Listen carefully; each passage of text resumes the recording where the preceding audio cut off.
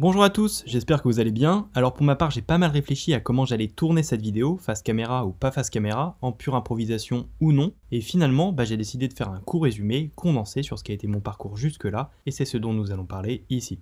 Donc tout a commencé il y a bien longtemps, probablement quand j'avais entre 11 et 12 ans, où fasciné par les feux d'artifice, je me suis mis à fabriquer mes propres pétards et micro-fusées.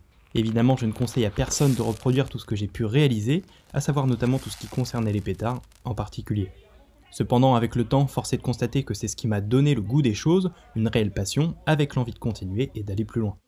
Malheureusement, vous en doutez, à ce moment-là, il y avait aussi d'autres choses à se préoccuper, et on ne peut pas dire que j'ai suivi une scolarité exemplaire qui me mettait sur les rails directs de grandes écoles. En effet, élève moyen au collège puis ensuite très juste au lycée, je me suis d'abord orienté vers un DUT génie civil, sans conviction, avant que je ne me rende compte qu'il me manquait une chose essentielle dans mon parcours, une vision.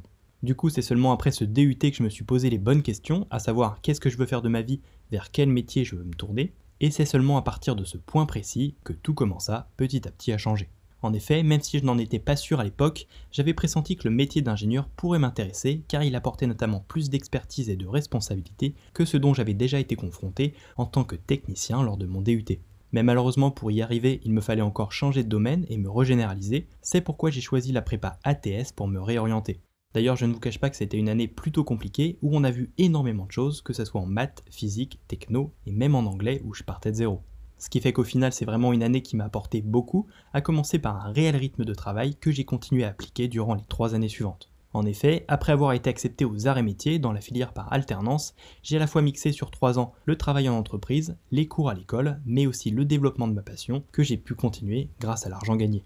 D'ailleurs, c'est aussi à cette époque que je me suis réellement plongé dans les travaux de Richard Naka et que j'ai pu réaliser beaucoup d'expériences dans le domaine sur lesquelles je m'appuie encore aujourd'hui.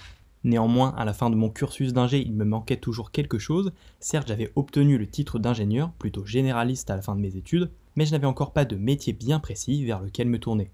Du coup, c'est comme ça que j'ai commencé à rechercher une spécialisation, pile dans ce que j'aimais, à savoir la pyrotechnie et la propulsion, chose que j'ai trouvée à l'ENSTA Bretagne sous la forme d'un master spécialisé en 1 an. De ce fait, ça a été vraiment l'année la plus importante pour moi de toute ma scolarité, où j'ai beaucoup travaillé avant de finalement obtenir un premier pas dans le spatial lors de mon stage de fin d'études.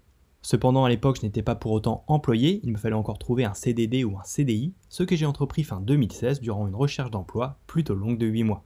D'ailleurs, c'est au cours de celle-ci que j'ai entrepris un voyage en Guyane où j'ai pu voir un premier lancement Ariane 5, visiter le CSG, rencontrer une RH sur place, et enfin me familiariser avec la ville de Kourou, que j'ai eu la chance de revoir quelques mois plus tard lors de mon travail. Voilà, la suite vous la connaissez, j'exerce donc maintenant le métier que j'expliquais dans une vidéo précédente. Vous savez désormais tout de mon parcours scolaire, plutôt atypique comme vous avez pu le constater, et si vous êtes dans le même cas que moi, c'est-à-dire avec un parcours scolaire peu classique, n'hésitez pas, foncez. A très bientôt pour d'autres vidéos, et surtout, croyez en vous.